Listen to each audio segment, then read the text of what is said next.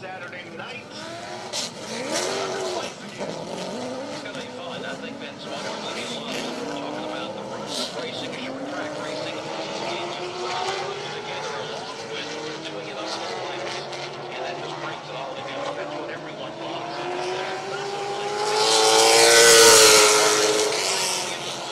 Great rotors. You know, when it gets late into a race,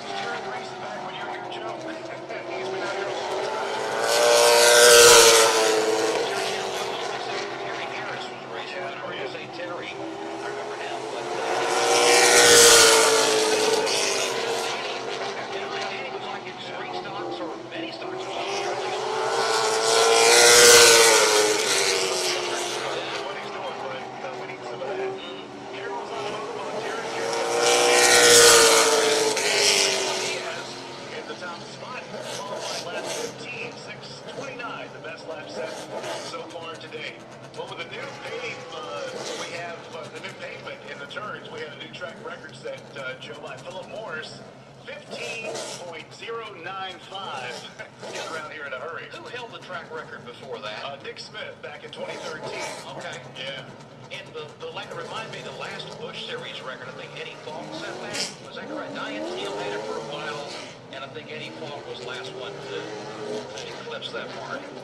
As I was talking to somebody today, and I heard Philip Morris breaking the national stock record.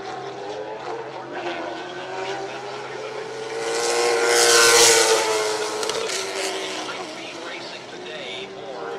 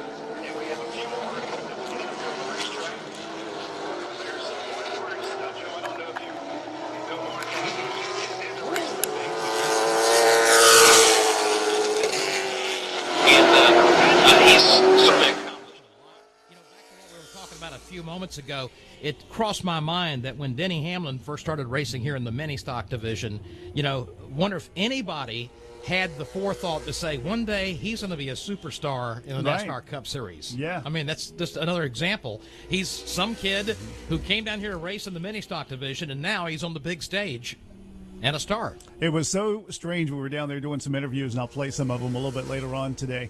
But we were talking with Denny, and he goes, I never ran a late model here, so I had to come out and practice. It's takes some getting used to, but he adapted pretty quick. He had the 4th fastest time today in the practice. And, of course, Kyle Busch jumped up to the top right there at the end of the final practice. He learns fast. Yeah.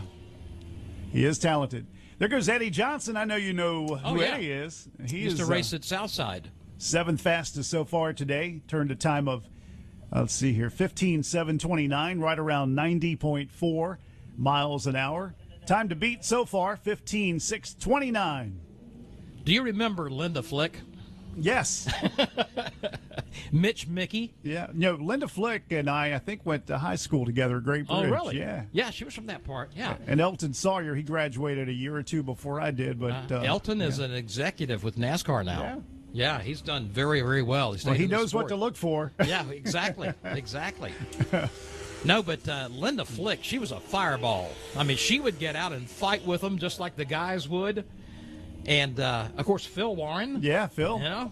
Phil was a big name here. Yeah, he's helping out Butterbean, Brendan Queen, the 03. I hear a lot about Butterbean. Yeah. Why do they call him Butterbean? You'll have to ask him, Joe. Okay.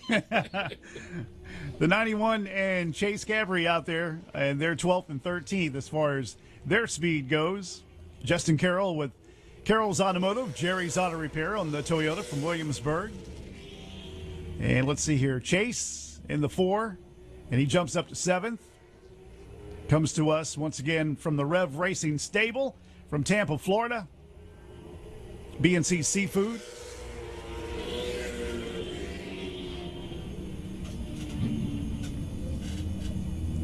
Yeah, back in the old days, Joe, I don't know if it was like that when you started doing the announcing here, but when I started, I'd finish the race, the car would pull into victory lane, but I had to run all the way down to gate 1 and then run all the way down to the victory lane. And when I got to the victory lane, I would pray that they would have a long answer for my question so I could catch my breath.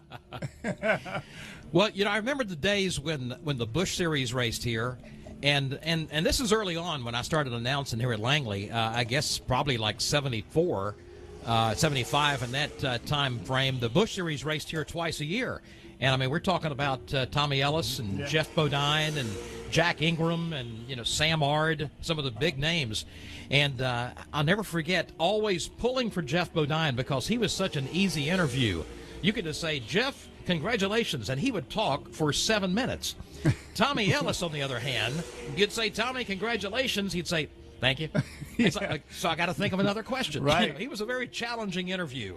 So they often say, as the announcer or official, you can't really be pulling for anybody. But for that reason, I pulled for Jeff Bodine because he was a good talker. Yeah, I remember one night, this had to be 1995 or 6. And I was down there, and I got ready to interview the guy who had won the race. His name was Corey Fogelman. And I got ready to ask him a question, and I stuck the mic back at him. And when I did, I popped him in the mouth with the microphone. And he told me it hurt like what. And but he was trying to be cool about it. But I could tell by the look in his eyes he wanted to kill me. Well, that's a heck of a way to climb out of a race car and be awarded. Yeah, congratulations. Bam! Slap in the mouth with the microphone. Ryan Vargas in the 2 is out there, and he's got the fastest, the B&C Seafood 5-star bodies Toyota. He's from La Miranda, California, it says here. Ruben Garcia, another Rev Racing car. They always seem to be very close in speed, too, and he is second. Now, Robbie Babb still races here in the Modified Series, right? Yeah, he did last year. Not so far this year, but yeah. Well, his uncles played a big role in this racetrack early on. Pete Babb used to be one of the NASCAR officials, and Golly, I can't think of the other Babb. He was the flagman. Robert Babb was the flagman at the time. And, of course, this is during the days when Dale Lemons was racing here on a regular basis and very much involved in the racetrack. During Joe's tenure, Jim Peach from Jim Peach Texaco used to have the record here all the time. Oh, there were some characters involved at Langley Speedway in those days. And there still are. Ryan Vargas, Brendan Queen, you're asking about Butterbean. There he is, the 0-3 with a 15.527, second fastest. And then you got Doug Barnes, the 88, third fastest. Ruben Garcia, Mason Diaz. Doug Barnes with the Barnes Pavin Chevrolet from Bel Air, Maryland. 2017 Dominion Raceway champion, too. Got that championship last year. Now, do you guys qualify on a weekly basis like this, the European style? No, we don't. Now, we do a lot with the Enduros, but usually it's straight up qualifying. Now, what we do, and it's the new NASCAR short track rules, after they win the race, if we have twins, which we have a ton of twins this year, a lot of twin 75s, then we invert the top 8 on the next twin. So that makes it for a very exciting race. I would think so. Plus the cone rules in effect. You're familiar with that, aren't you, Joe? Yeah.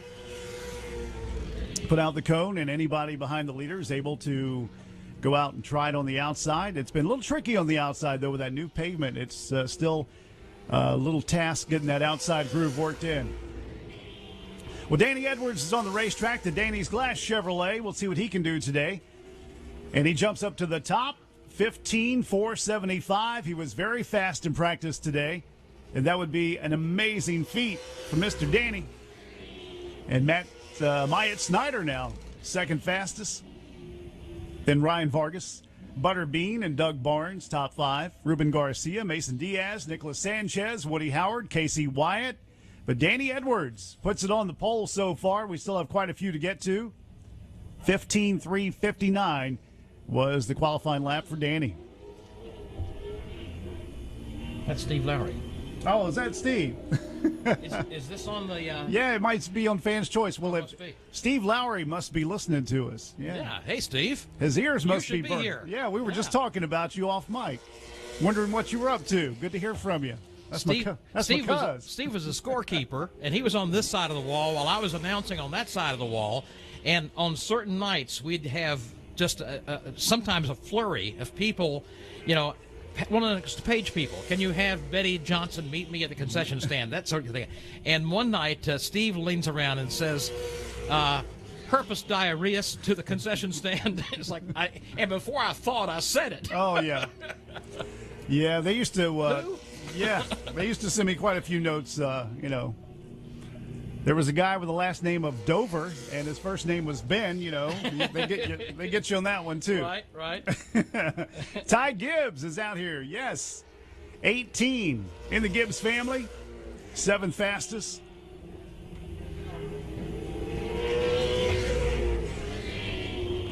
Now Ty Gibbs jumps up to second with a 15.415.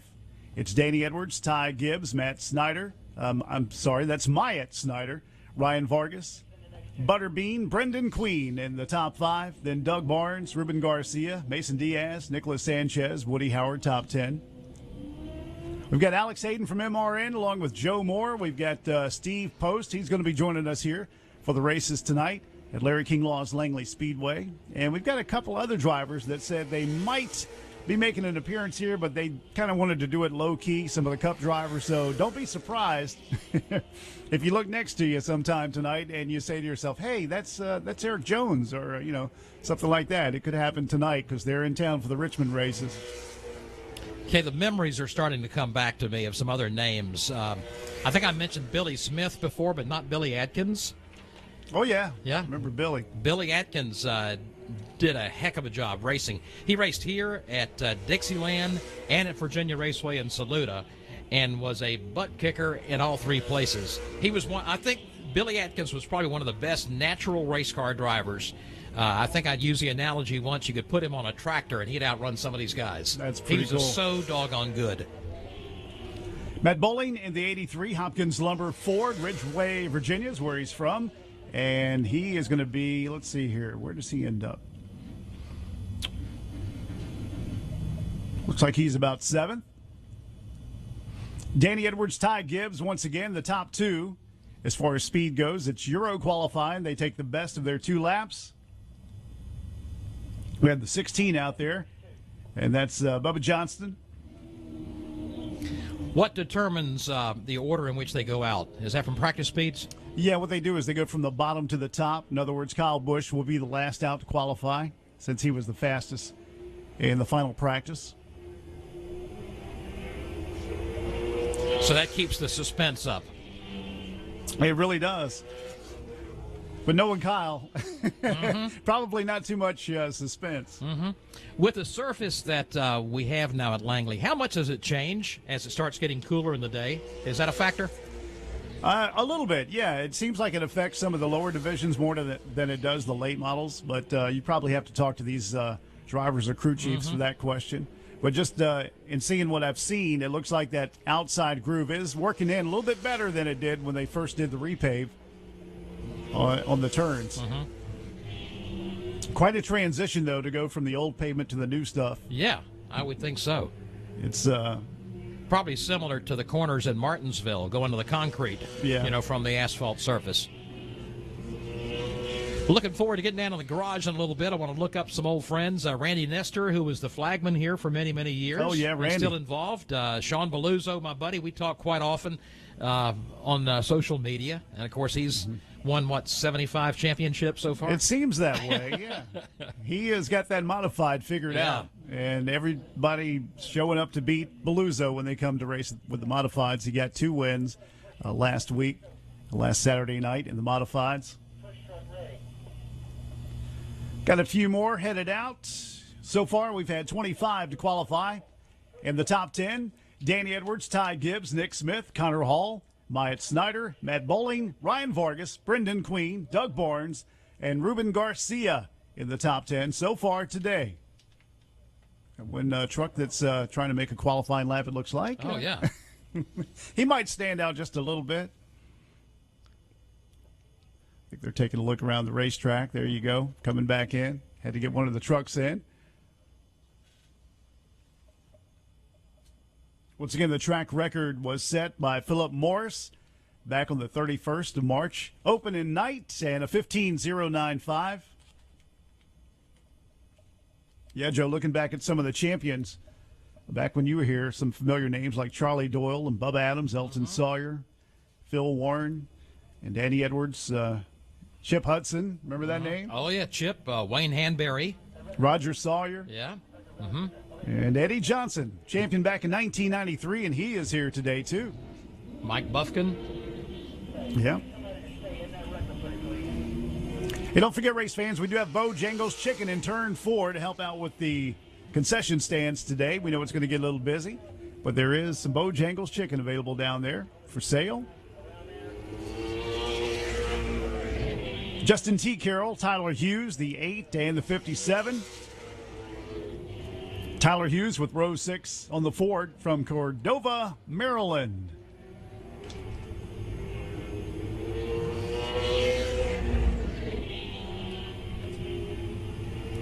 Justin T. Carroll, he's got industrial battery and charger on his Ford from Concord, North Carolina.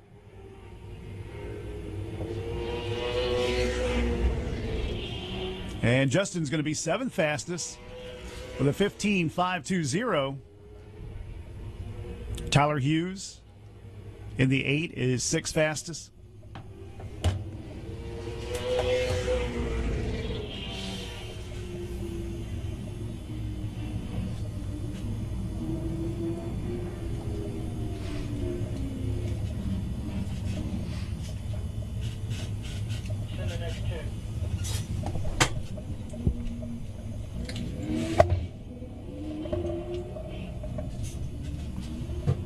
Joe, how long have you been at MRN now? I lost count at 33 years. It's been at least 33 years. I was still working at Langley when Joe got me an audition with Mike Joy, who at the time was running Motor Racing Network, who now, of course, is the voice of Fox and their NASCAR coverage. But they took me to Daytona, and hooked me up with an audition. And either they thought I was really good or they really needed somebody.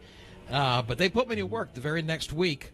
Or I guess it was a couple weeks later at Darlington. And the first full race I worked was actually at Rockingham.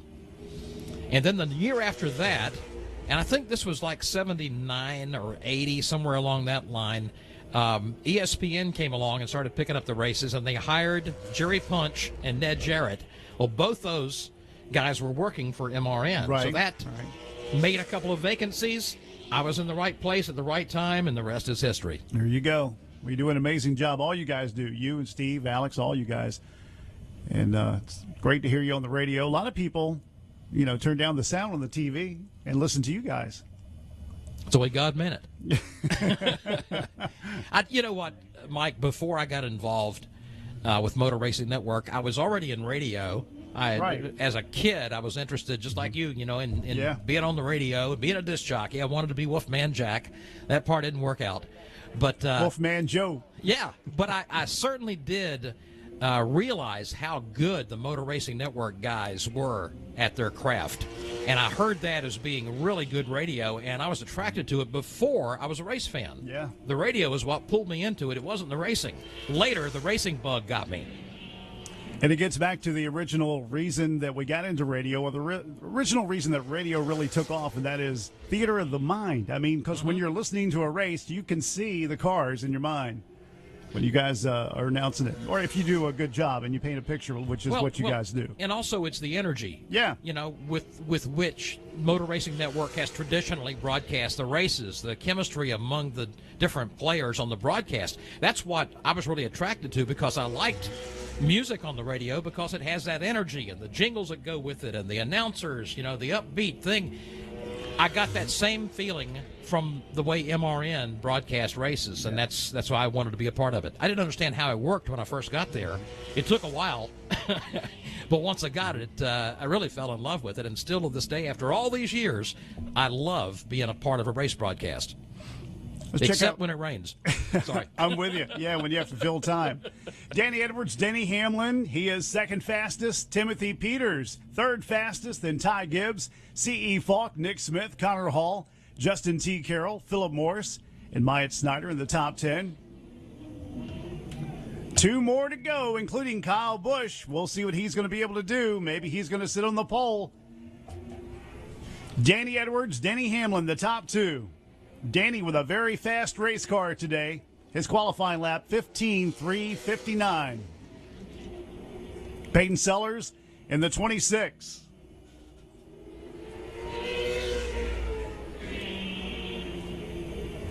Kyle Busch in the 51. With Mobile One on the Toyota from Las Vegas, our 2015 Monster Energy NASCAR Cup Series champion. And here he is.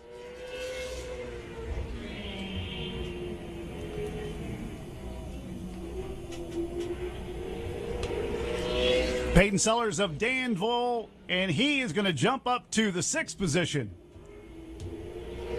The Danville Toyota. Kyle Busch is 12th fastest. A 15.504, very close in speed today. And Peyton Sellers is 6th. Danny Edwards might hang on to the pole. Kyle Busch, 3rd fastest. 15.411. Danny Edwards in the top spot. How about that, Joe? I like it. I like it. Love to see the local guys beat the big guys. That's a big check coming his way, too. Danny Edwards, Danny's Glass Race Supply Warehouse on the Chevrolet from Pocosin, Virginia. Danny Edwards, then Denny Hamlin. Denny Hamlin, the FedEx Toyota from Chesterfield. Of course, winner of the Daytona 500 a couple of years ago. Kyle Busch, 3rd fastest, then Timothy Peters, Ty Gibbs in the top 5. In 6th, C.E. Falk, Peyton Sellers, 7th. 8th, Nick Smith. Connor Hall is 9th. Justin T. Carroll, 10th. Philip Morris, the 0-1 11th. Myatt Snyder in 12th. Tyler Hughes, the 8 is 13th. 14th is Matt Bowling. Then you got Ryan Vargas in 15th. Brendan Butterbean Queen, the 0-3 16th. It's Doug Barnes and he's in the 88 today, 17th. Ruben Garcia, one of the Rev Racing drivers, in 18th.